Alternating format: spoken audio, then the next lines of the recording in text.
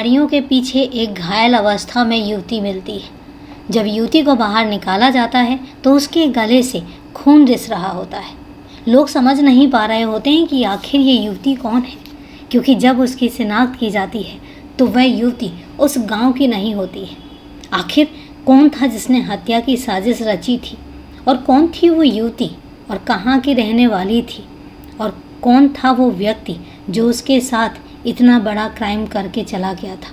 उसको पूरे तरीके से मारने की कोशिश की गई थी, लेकिन कहीं ना कहीं नाकामयाबी हाथ लगी थी।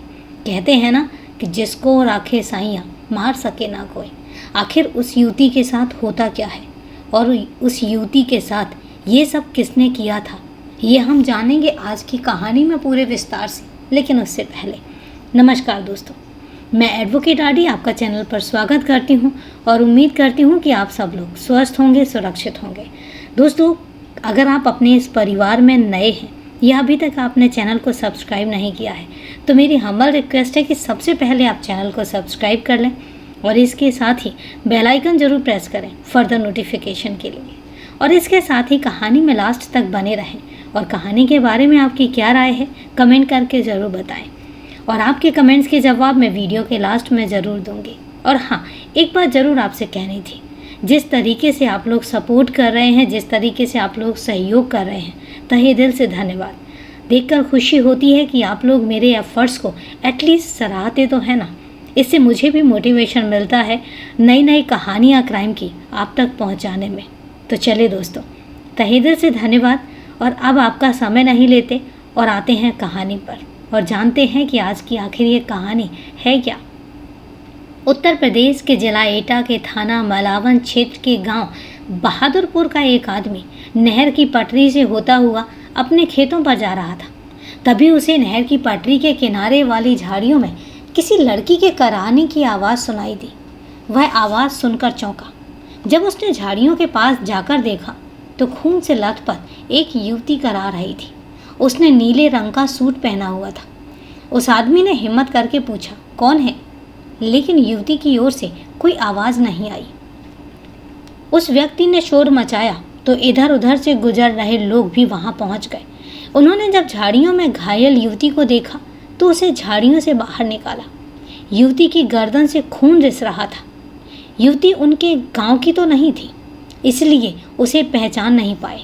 सभी परेशान थी कि युवती की ऐसी हालत आखिर किसने की होगी। इसी दौरान किसी ने इसकी सूचना पुलिस के 100 नंबर पर दे दी। यह बात 10 जुलाई 2019 की सुबह करीब 6:30 बजे की है। चूंकि वह क्षेत्र थाना मलावन के अंतर्गत आता था, इसलिए खबर पाकर थाना मलावन के थाना प्रभारी विपिन कुमार त्यागी पुलिस टीम के साथ घटनास्थल पर पहुंच गए। पुलिस की युवती लहूलुहान अवस्था में तड़पती मिली। युवती के गले से बहा खून उसके कुर्ते तक फैला हुआ था। पुलिस ने वहां जुटी भीड़ से उसकी पहचान कराने की कोशिश की, लेकिन गांव वालों ने बताया कि यह युवती उनके गांव की तो नहीं है। पुलिस ने युवती को गंभीर हालत में जिला अस्पताल में भर्ती कराया, जहां उपचार के दौरान उसे होश आ गया। पुलिस पूछताछ में उसने बताया कि उसका नाम निशा है और वह एटा के थाना कोतवाली देहात क्षेत्र के बारथर निवासी अफरोज की बेटी है। फिलहाल वह अपने परिवार के साथ अलीगढ़ के जमालपुर हमदर्द नगर में रह रही थी। उसने पुलिस को खुलकर पूरी घटना बताई कि 6 जुलाई 2019 को उसके माँ बाप, छोटे भाई और मामा ने अलीगढ़ में उसकी आंखों के सामने उसके प्रेमी आमिर उर्फ छोटू की हत्या कर दी थी। प्रेमी की हत्या के बाद वह अपने परिजनों के खिलाफ हो गई और इसके बाद परिजनों ने उसे मार पीट कर घर में कैद कर दिया था। उन्हें शक था कि मैं हत्या का राज जाहिर कर बखेड़ा खड़ा कर सकती हूँ, और इसीलिए मुझे गुमराह कर उसी रात माँ बाप और मामा एटा के थाना मलावन के गांव बारथर ले आए, जहां मुझे 2 दिन तक रखा गया। मुझे किसी से भी मिलने नहीं दिया गया और फिर वापस अलीगढ़ ले जाने के बहाने रास्ते में लाकर मुझे गोली मार दी और मरा हुआ समझकर झाड़ी में फेंक कर भाग गए। निशा ने पुलिस को जो कहानी बताई वह बेहद ही रोंगटे खड़े कर देने वाली थी। डॉक्टरों ने निशा को अलीगढ़ के JN मेडिकल कॉलेज के लिए रेफर कर दिया। पुलिस ने बहादुरपुर निवासी पंकज तिवारी की तरफ से निशा के पिता अफरोज, मां नूरजहां और मामा हफीज उर्फ इशहाक के खिलाफ भारतीय दंड संहिता की धारा 307 के अंतर्गत रिपोर्ट दर्ज कर ली। रिपोर्ट दर्ज होने के बाद आरोपियों को पकड़ने के लिए मलावन पुलिस ने बारथर गांव में दबिश दी, लेकिन वहां कोई आरोपी नहीं मिला। पुलिस ने वहां रहने वाले निशा के 2 चाचाओं से पूछताछ की, लेकिन वो कोई जानकारी नहीं दे सके। उधर 7 जुलाई की सुबह अलीगढ़ में भमोला में रेलवे ट्रैक के किनारे एक 25 वर्षीय युवक का शव मिलने से सनसनी फैल गई। सूचना पर अलीगढ़ के थाना सिविल लाइंस के inspector Amit Kumar police team के साथ वहां पहुंचे। पुलिस को मृतक के गले और शरीर से अन्य भागों पर चोट के निशान मिले। पुलिस को अंदेशा था कि युवक रात के समय ट्रेन से यात्रा के दौरान रेलवे ट्रैक पर गिर गया होगा और जिससे उसकी मौत हो गई होगी। पुलिस ने वहां मौजूद लोगों से लाश की शिनाख्त करानी चाहिए, लेकिन कोई भी उसे पहचान नहीं पाया। पुलिस ने मृतक की तलाशी ली तो उसकी पैंट की जेब से मिले आधार कार्ड के पते पर उसके घर वालों को सूचित किया गया। वह जमालपुर के हमदर्द नगर निवासी अकील अहमद का बेटा आमिर था। सूचना मिलने पर उसके परिजन वहां पहुंच गए। अकील अहमद ने बताया कि शनिवार की रात को आमिर के फ़ोन पर किसी का फ़ोन आया था, जिसके बाद वह घर से निकल गया और वह रात भर घर नहीं लौटा। फ़ोन मिलाया लेकिन उसका फ़ोन बंद आ रहा था। सुबह उसका शव मिला। आमिर का मोबाइल गायब था। पिता ने उसे रेल हादसा नहीं बल्कि हत्या बताई थी। उन्होंने आमिर की हत्या की आशंका में अज्ञात के खिलाफ मुकदमा दर्ज करा दिया। आमिर की हत्या की गुत्थी सुलझाने में जुटी सिविल लाइंस पुलिस ने आमिर के मोबाइल नंबर की कॉल डिटेल्स निकलवाकर जांच की तो एक नंबर ऐसा मिला जो अलीगढ़ के ही जमालपुर हमदर्द नगर की एक युवती का था। उस नंबर पर आमिर की सबसे ज़्यादा बातें होती थी। प्रेम प्रसंग की जानकारी होने पर पुलिस ने छानबीन की तो घटना की परतें खुलती चली गई। अलीगढ़ पुलिस ने मृतक आमिर के घर वालों से विस्तृत जानकारी ली और इस मामले से संबंधित सारे तथ्य जुटा लिए। पुलिस ने हत्या में युवती निशा के घर वालों के शामिल होने की शक में 8 जुलाई को उनके घर पर दबिश दी, लेकिन वहां ताला लटका हुआ मिला। इसके चलते पुलिस का शक पूरी तरीके से यकीन में बदल गया। 10 जुलाई की सुबह मलावन थाना पुलिस ने निशा को अलीगढ़ के JN मेडिकल कॉलेज में भर्ती कराया। इससे आमिर की हत्या व निशा को गोली मारने के तार आपस में जुड़ गए। डॉक्टरों ने बताया कि गोली निशा के गले के पार हो गई थी, लेकिन रात भर बेहोशी की हालत में पड़ी रहने पर और अत्यधिक खून बह जाने से उसकी हालत गंभीर है। फिर भी वह बातचीत कर रही थी। पुलिस अधिकारियों ने निशा के बयान मजिस्ट्रेट के समक्ष दर्ज कराए। यह मामला अब तक 2 थाना क्षेत्र एटा के मलावन थाना और अलीगढ़ के सिविल लाइन थाना क्षेत्र से जुड़ गया था। अलीगढ़ के SSP आकाश कुलहरी ने मामले की गंभीरता को देखते हुए सिविल लाइंस पुलिस को आरोपियों की गिरफ्तारी के लिए एटा भेजा। पुलिस टीम ने निशा के पिता अफरोज के बारथर गांव में दबिश दी, लेकिन वहां दरवाजे पर ताला लटका था और इसके चलते अलीगढ़ पुलिस भी खाली हाथ वापस लौट आई। 12 जुलाई को मलावन पुलिस अलीगढ़ अस्पताल पहुंची। निशा की हालत गंभीर थी। उसे ICU में शिफ्ट कर दिया गया। हालत में सुधार होने पर उसने एक बार फिर अपने माता पिता और मामा पर गोली मारकर घायल करने का आरोप लगाया। निशा के बयानों के आधार पर मलावन पुलिस ने अलीगढ़ में दबिश दी, लेकिन माता पिता व मामा का कुछ भी पता नहीं चला। पुलिस ने पूछताछ के लिए निशा के 2 रिश्तेदारों को हिरासत में ले लिया, जिनसे पूछताछ में पुलिस के हाथ घटना से जुड़े कई अहम सबूत मिले। अस्पताल में जिंदगी और मौत से जूझ रही निशा से मिलने कोई रिश्तेदार तक नहीं आया, जबकि अलीगढ़ में उसके दूसरे मामा व अन्य रिश्तेदार भी रहते थे। SSP के आदेश पर अस्पताल में दोनों घटनाओं की एकमात्र चश्मदीद गवाह निशा की सुरक्षा कड़ी कर दी गई। उसकी सुरक्षा के लिए ASI, 2 सिपाही और 1 महिला सिपाही तैनात कर दिए गए। हत्यारों की सुरागर्शी के लिए मलावन पुलिस ने चारों ओर मुखबिरों का जाल फैला दिया। 13 जुलाई की दोपहर को मलावन पुलिस को एक मुखबिर ने सूचना दी कि घटना के आरोपी नूरजहां और उसका पति अफरोज आसपुर के बागवाला जाने वाली रोड पर मौजूद है और कहीं जाने की फिराक में है। इस सूचना पर थाना प्रभारी विपिन कुमार त्यागी ने पुलिस टीम के साथ उस जगह पर घेराबंदी करके अफरोज और उसकी पत्नी नूरजहां को हिरासत में ले लिया। उनसे वारदात में प्रयुक्त मोटरसाइकिल भी बरामद कर ली गई। अफरोज और निशानदेही पर पुलिस ने घटना में प्रयुक्त 315 बोर का तमंचा और कारतूस का खोखा भी बरामद कर लिया।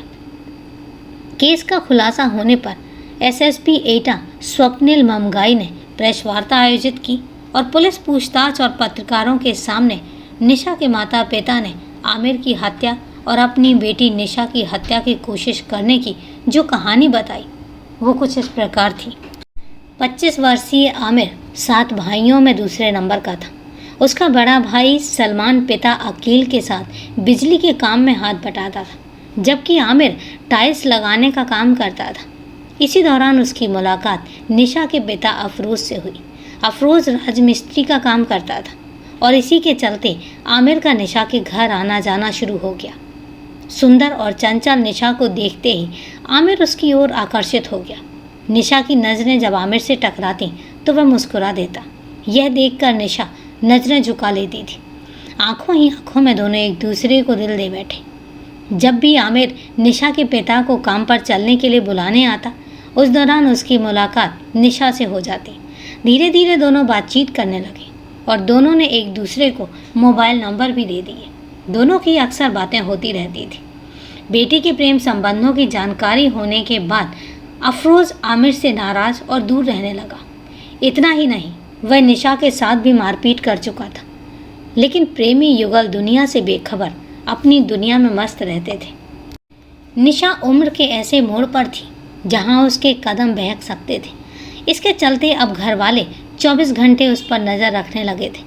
बंदिशों के चलते प्रेमी युगल ने रात के समय घर पर ही मिलने की गुप्त योजना बना ली। 6 जुलाई 2019 की रात अलीगढ़ में अफरोज के परिवार के सभी लोग छत पर सो रहे थे, लेकिन 20 वर्षीय निशा की आंखों की नींद तो उसके 25 वर्षीय प्रेमी आमिर ने चुरा ली थी। परिजनों की सख्ती के चलते आमिर का अफरोज के घर आना बंद हो गया था। इसलिए निशा ने चोरी छिपे आमिर को फ़ोन करके रात में घर आने के लिए कहा। आमिर भी अपनी प्रेमिका के दीदार को तरस रहा था। निशा का फ़ोन सुनने के बाद वह उससे मिलने के लिए उसके घर पहुंच गया। निशा ने उसके लिए घर का दरवाज़ा पहले से ही खुला छोड़ा हुआ था। निशा और आमिर कमरे में बैठकर बातें करने लगे। इसी दौरान निशा के मामा हफीज़ और इशहाक को टॉयलेट लगी थी तो वह छत से उठकर नीचे जाने लगा, मगर सीढ़ियों का दरवाज़ा बंद था। दरवाज़ा खटखटाने पर निशा ने काफ़ी देर बाद दरवाज़ा खोला। पूछने पर निशा ने बताया कि वह भी पानी लेने छत से नीचे आई थी। शक होने पर मामा ने आसपास की तलाशी ली तो कमरे में छिपा हुआ आमिर मिल गया और इसके बाद उसने उसी समय अपने जीजा अफरोज, बहन नूरजहां और 14 वर्षीय नाबालिग भांजे को आवाज़ देकर छत से नीचे बुला लिया। गुस्से में चारों ने लाठी डंडे से आमिर की पिटाई शुरू कर दी और फिर गला दबाकर उसकी हत्या कर दी। प्रेमी के साथ मारपीट करने का निशा ने विरोध भी किया था, लेकिन हत्यारों के आगे उसकी एक नहीं चल सकी। निशा के सामने ही घर वालों ने उसके प्रेमी की हत्या कर दी, जिसका निशा को बहुत दुख हुआ। अफरोज और हफीज़ ने शव को बोरी में बंद किया और उसे मोटरसाइकिल पर रखकर रात में ही ले गए। वे लोग भमोला रेलवे ट्रैक पर आमिर के शव को बोरी से निकालकर फेंक आए। पूरा घटनाक्रम निशा की आंखों के सामने घटित हुआ था। घरवालों ने सोचा कि कुछ दिन निशा यहाँ से बाहर रहेगी तो उस घटना को भूल जाएगी। मामला शांत होने पर वो उसे वापस ले आएंगे। यह सोचकर उसी रात माँ बाप व मामा निशा को लेकर एटा के गांव बारथर के लिए मोटरसाइकिलों से रवाना हो गए। बारथर में निशा गुमसुम सी रहती थी। उसकी आंखों के सामने प्रेमी की पिटाई और हत्या का दृश्य घूमता रहता था। घर वाले उससे कुछ पूछते तो उसकी आंखों से आंसू बहने लगते। सभी लोग उसे 2 दिन तक समझाते रहे और किसी को कुछ ना बताने का दबाव डालते रहे, लेकिन निशा की बगावती तेवर देखकर वे लोग घबरा गए थे। उन्होंने सोचा कि यदि निशा जिंदा रही तो आमिर की हत्या के मामले में वह उनको फंसा देगी। घरवालों की बात ना मानने पर माँ बाप और मामा ने निशा को भी ठिकाने लगाने का फैसला कर लिया और इसके बाद फुल प्रूफ योजना बनाई गई। उसकी हत्या करने से पहले 3 दिन तक वह लाश ठिकाने लगाने की जगह ढूंढते रहे। 9 जुलाई 2019 की रात 8 बजे हफीज़ और इसहाक व माँ बाप 2 मोटरसाइकिलों पर यह कहकर निकले कि सभी लोग अलीगढ़ जा रहे हैं। निशा उनके साथ थी। एक मोटरसाइकिल पर निशा और उसकी माँ नूरजहां बैठी थी, जिसे पिता अफरोज चला रहा था, और दूसरी पर निशा का 14 वर्षीय भाई बैठा था, जिसे मामा हफीज चला रहा था। गांव के करीब 15 किलोमीटर दूर निकलने के बाद बहादुरपुर गांव में प्रवेश करते ही दोनों मोटरसाइकिलों ने रास्ता बदल लिया। मोटरसाइकिलों की नहर की पटरी की तरफ मुड़ने पर निशा ने कहा, ये तो अलीगढ़ का रास्ता नहीं है अब्बू, आप कहाँ जा रहे हो? लेकिन कोई कुछ नहीं बोला। निशा को शक हुआ, लेकिन वह बेबस थी। अफरोज व मामा ने आगे जाकर एक जगह मोटरसाइकिल रोक दी। तब तक रात के 9 बज चुके थे। नहर की पटरी पर पहुंचते ही निशा को मोटरसाइकिल से उतार लिया गया और पकड़कर एक ओर ले जाने लगे। निशा को समझते देर नहीं लगी कि आज उसके साथ कुछ गलत होने वाला है। वह चिल्लाई, लेकिन रात का समय था और दूर दूर तक वहाँ कोई भी नहीं था। पिता और माँ ने निशा के हाथ पकड़ लिए और मामा ने तमंचे की नाल उसकी गर्दन पर सटाकर गोली चला दी। गोली लगते ही तीखी चीख के साथ वह वहीं पर गिर गई और उसके गिरते ही उसे झाड़ियों में फेंककर सभी लोग वहाँ से चले गए। हत्यारोपियों ने सोचा था कि बेटी को मारकर अलीगढ़ से दूर फेंक दिया है, उसकी शिनाख्त नहीं हो सकेगी और पुलिस लावारिस मानकर लाश का अंतिम संस्कार कर देगी। आमिर और निशा दोनों की हत्या राज ही बनी रहेगी, लेकिन ऐसा हुआ नहीं। कहते हैं ना, जिसको राखे साइयाँ मार सके ना कोई। गले में गोली लगने के बाद भी निशा बच गई और पुलिस को सच्चाई बता दी, अन्यथा ऑनर किलिंग की इस घटना को हादसा ही बना रहना था। आमिर का परिवार निशा के साथ उसके रिश्ते से बेखबर था। आमिर के पिता अकील के मुताबिक आमिर ने कभी निशा के साथ रिश्ते को लेकर घर में जिक्र ही नहीं किया। आमिर का रिश्ता अगलास थाना क्षेत्र की एक युवती के साथ तय हो गया था। घरवाले उसकी शादी की तैयारियों में मशगूल थे। आमिर की मौत से परिवार गम में डूब गया। निकाह तय होने के बाद आमिर घर वालों से खपा रहने लगा था। वह अलीगढ़ से दूर जाकर निशा के साथ अपनी अलग दुनिया बसाना चाहता था। आमिर और निशा ने इसकी तैयारी भी कर ली थी, लेकिन इनका सपना पूरा होने से पहले ही टूट गया। उधर अलीगढ़ पुलिस ने आमिर की मौत को हादसा समझकर मुकदमा दर्ज कर लिया था। हालांकि पुलिस इसकी जांच कर रही थी, लेकिन निशा के जिंदा मिलने पर पूरी घटना साफ हो चुकी थी। इस जानकारी के बाद अलीगढ़ पुलिस ने इस मामले को हत्या में दर्ज करने के साथ ही निशा के मामा हफीज़ व नाबालिग भाई को क्वासी के शहनशाहबाद इलाके वाले घर से गिरफ्तार कर लिया। गिरफ्तार करने वाली पुलिस टीम में इंस्पेक्टर अमित कुमार, एसएसआई योगेश चंद्र गौतम, एसआई चमन सिंह, नितिन राठी, कांस्टेबल पंकज कुमार, जनक सिंह और ऋषिपाल सिंह यादव शामिल थे। अलीगढ़ के एसएसपी आकाश कोल्हारी ने प्रेस वार्ता में बताया कि आरोपी चालाकी करके बचना चाहते थे। बेटी के प्रेमी की हत्या अलीगढ़ में और बेटी की हत्या एटा जिले में करके उन्होंने पुलिस को गुमराह करने का बहुत प्रयास किया था, लेकिन उनकी योजना निशा के बच जाने के बाद धरी की धरी रह गई। बहरहाल हफीज़, अफरोज व नूरजहां को आमिर के कत्ल और निशा की हत्या के प्रयास में जेल और नाबालिग को बाल सुधार गृह भेज दिया गया है। इस तरह से एक प्रेम कहानी पूरी होने से पहले ही खत्म हो चुकी थी। तो दोस्तों, ये थी दिल दहला देने वाली कहानी। कहानी को लास्ट तक सुनने के लिए आपका तहे दिल से धन्यवाद। अब कहानी के बारे में आपकी क्या राय है, कमेंट करके ज़रूर बताएं। और अब शुरू होता है आपके कमेंट्स और मेरे जवाब का सिलसिला। तो मेरे पास जो सबसे पहले कमेंट आया है वो है सुषमा साहा जी का, और ये वो हैं जो रेगुलर कमेंट्स करती हैं, रेगुलर मुझे मोटिवेट करती हैं और रेगुलर स्टोरीज़ को अप्रिसिएट करती हैं। सबसे बड़ी बात तो इनकी ये है कि ये सजेशन भी देती हैं और अप्रिसिएशन भी देती हैं। तो सुषमा साहा जी, तहे दिल से धन्यवाद मुझे इतना सपोर्ट करने के लिए और मुझे इतना मोटिवेट करने के लिए। सच बताऊं तो आप लोग हैं तो मैं हूं, और यही कारण है कि जब आप लोग मुझे अप्रिसिएट करते हैं तभी मैं आप लोगों तक क्राइम की नई नई स्टोरीज़ पहुंचा पाती हूं। तो तहे दिल से धन्यवाद। कमेंट पढ़ने से पहले ही अब इन्होंने कमेंट किया है कि आज मैं फिर से फर्स्ट आ गई।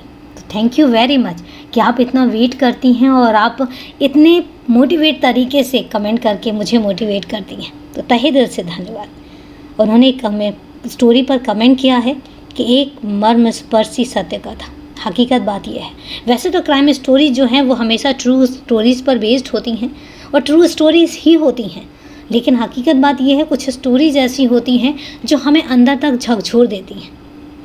तहे दिल से धन्यवाद, आप इतना सपोर्ट करते हैं। इसके अलावा इन्होंने प्रिया गुप्ता स्टोरी है उस पर कमेंट किया है कि स्टोरी सुनकर बहुत दुख हुआ और बाप बेटी के रिश्ते को कलंकित करने वाली स्टोरी। तो हकीकत बात यह है, ऐसी स्टोरीज़ रेयर होती हैं या ये समझ लीजिए कि समाज में सामने कम आ पाती हैं, लेकिन हकीकत में जब ऐसी स्टोरीज सामने आती हैं तो ऐसा लगता है कि अब इसके बाद ऐसा कौन सा रिश्ता बचा है जो दागदार नहीं होना चाहिए। इस पवित्र रिश्ते से ज़्यादा पवित्र तो और कुछ हो भी नहीं सकता। लेकिन हकीकत बात यह है कि ये कलयुग है और ये सब चलता रहता है। इसके अलावा मेरे पास कमेंट आया है सोनिया दिल्ली से। इन्होंने लिखा है कि मैं बहुत अच्छे तरीके से, बहुत इंटरेस्ट के साथ आपकी स्टोरी सुनती हूँ एंड सोनिया फ्रॉम दिल्ली। तो सोनिया जी तहे दिल से धन्यवाद। उस टाइम पर मेरी तबीयत ठीक नहीं थी और इसलिए मैं आपके कमेंट्स का आंसर नहीं कर पाई, लेकिन नाउ मैं कैपेबल हूँ कि मैं आपके कमेंट्स का जवाब दे सकूँ। तो सोनिया जी तहे दिल से धन्यवाद। बस ऐसे ही अपना सहयोग बनाए रखें, मोटिवेशन देते रहें ताकि आप लोगों तक और स्टोरीज़ मैं डेली बेसिस पर देती रहूँ। तो चले दोस्तों, आज के लिए इतना ही, लेकिन अच्छा लगा कि आप लोग इतने प्यारे प्यारे से कमेंट करते हैं जिससे मुझे भी खुशी होती है और एक मोटिवेशन मिलता है। तो चलो दोस्तों, आज के लिए इतना ही। कल फिर मिलते हैं क्राइम की एक सच्ची कहानी के साथ। तब तक के लिए सेफ रहें, सुरक्षित रहें और अपना ध्यान रखें। जय हिंद दोस्तों, जय भारत।